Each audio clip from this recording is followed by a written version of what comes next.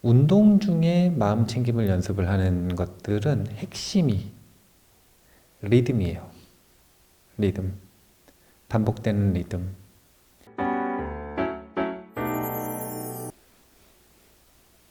첫 번째 질문입니다. 수식권 할 때 숨을 뱉을 때마다 숫자를 셉니다. 그리고 경행 중에는 빠르게 호흡과 상관없이 숫자를 세고 있습니다. 이렇게 해도 되는 것인가요? 두 가지 질문인데요. 하나는 좌선할 때 호흡을 세는 법, 다른 하나는 경행을 할 때 호흡을 세는 법. 이제 좌선을 할 때는 숫자를 어떤 식으로 세든 사실상 상관이 없습니다. 그러니까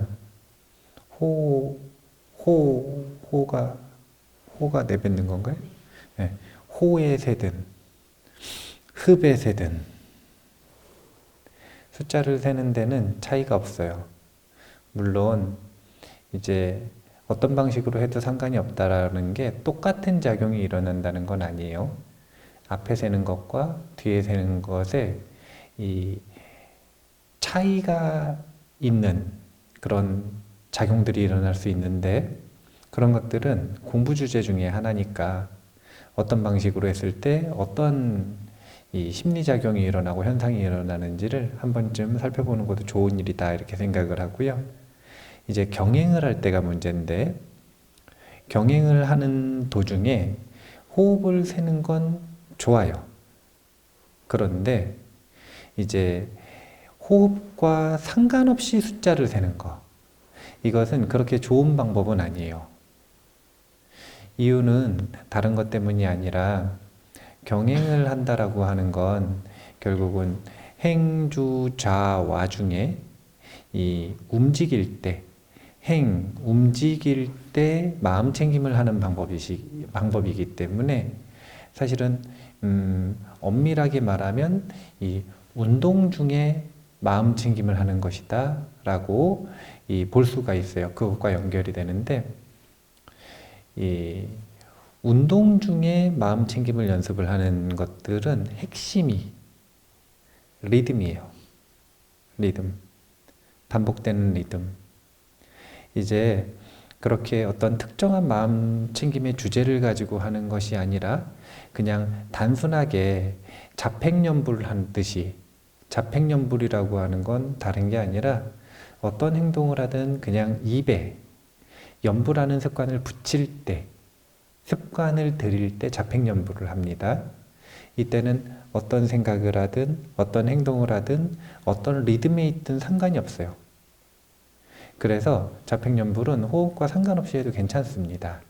그런데 그게 아니라 경행을 하는 도중에, 운동을 하는 도중에, 절을 하는 도중에 이 마음 챙김을 통해서 그 운동과 그 행위에 몰입하고 그리고 집중으로 들어가기 위한 기법 속에서는 핵심이 되는 게 리듬이라는 걸 알고 계셔야 돼요. 그래서 왜 우리가 마라톤을 하는 사람들을 보면, 마라톤을 뛰다 보면 이제 숙달되신 분들은 조금만 뛰면 곧바로 이제 러너스 하이는 아니고, 러너스 하이는 지쳤을 때, 극에 달했을 때 오는 거고, 그거 말고 몰입 상태에 들어가기 시작하거든요. 근데 그 몰입에 들어가는 이유가 무엇인가? 그분들은 호흡이 일정한 리듬의 호흡이 있어요.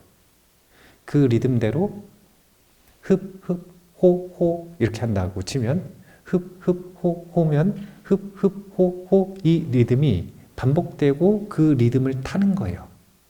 그 리듬에 자신이 이렇게 몰입해서 들어감에 따라 이제 이 힘든 운동의 과정이 극복이 되기도 하고, 또 사실은 즐거워지고 시간을 잊고 달릴 수가 있는 거죠. 이제 운동을 할 때 그렇게 마음 챙김 훈련을 한다면 그런 효과들을 바라는 마음이 있을 수가 있는데, 그렇게 할 때는 리듬을 맞추는 게 좋다.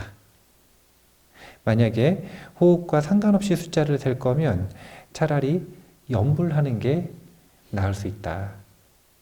아니면 또 다른 방법으로는 그런 호흡에 대한 마음 챙김이나 집중, 몰입 이런 것들을 기대하지 않는다면 또 좋은 방법 중에 하나는 오히려 발바닥을 대상으로 해서 마음 챙김을 하는 게 또 더 도움이 될 수도 있다. 이제 차후에 또 질문이 나오면은 또 설명을 할 기회가 있겠지만 자신의 의식을 여기다 두는 것과 여기다 두는 것과 밑에 발바닥 있는 데다 두는 것과 드러나는 현상이 다 다르거든요.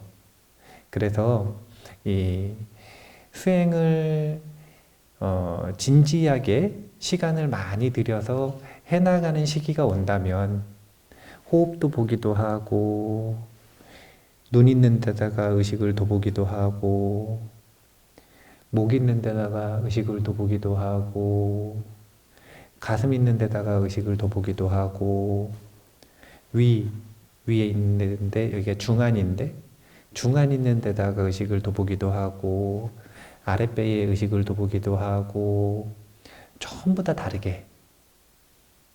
왜냐면 어차피 시간이 많잖아요. 우리가 직장 가가지고 시간이 많으니까 업무 말고 딴 것도 막 하듯이 진지하게 수행을 하기 시작하면 수행 시간을 많이 확보했기 때문에 다양한 실험 방법으로 대상도 바꿔보고 집중하고 마음씀도 바꿔보고 그 마음을 쓸 때 일어나는 번뇌들, 노이즈들을 제거하는 방식도 바꿔보고 이러면서 끊임없이 마음씀에 따라 어떤 인에 따라 어떤 결과가 나오는지 이런 것들을 연습해 보면 그러면 명상 전반에 대한 이해와 원리에 대한 이해가 생길 것이라고 생각을 합니다. 어쨌든 운동 명상과 관련되어 있는 마음챙김 운동과 관련되어 있는 그 핵심 중에 하나는 리듬이다. 이걸 꼭 기억을 하면 좋을 것 같고요. 이제 단행본 중에서는 운동 명상이라고 하는 개념을 서양에서 처음 제시한 분 중에 하나가 체계적으로 제시한 분 중에 하나가 허버트 벤슨이라는 박사가 있어요. 이제 그 허버트 벤슨 박사의 단행본에 보면 운동 명상에 대한 이야기가 나오거든요. 거기서도 리듬을 굉장히 강조하는데 그런 단행본들을 한번 찾아보셔도 좋고 아니면 한국적인 운동 명상은 대표적인 게 오체투지 절이 있죠. 그래서 절을 어떻게 하는가 이것도 리듬 게임이에요. 리듬 게임. 몸을 아주 리드미컬하게 움직이고 그 리듬에 자신의 이 움직임 몸을 실는 거거든요. 그래서 이제 또 절을 기차게 하는 법이라는 책이 있어요. 그런 책들 한번 읽어보시면 절을 하면 할수록 지치는 게 아니라 절을 하면 할수록 얼굴이 점점 더 밝아지고 힘이 차는 그런 이 마음챙김 운동에 대한 힌트들을 얻을 수 있지 않겠는가. 그렇게 운동, 명상 관련되어 있는 단행본들 속에서 리듬의 중요성 그리고 리듬이 불러오는 몰입의 이 효과 이런 것들을 한 번쯤 찾아보시면 좋겠다. 그런 생각입니다.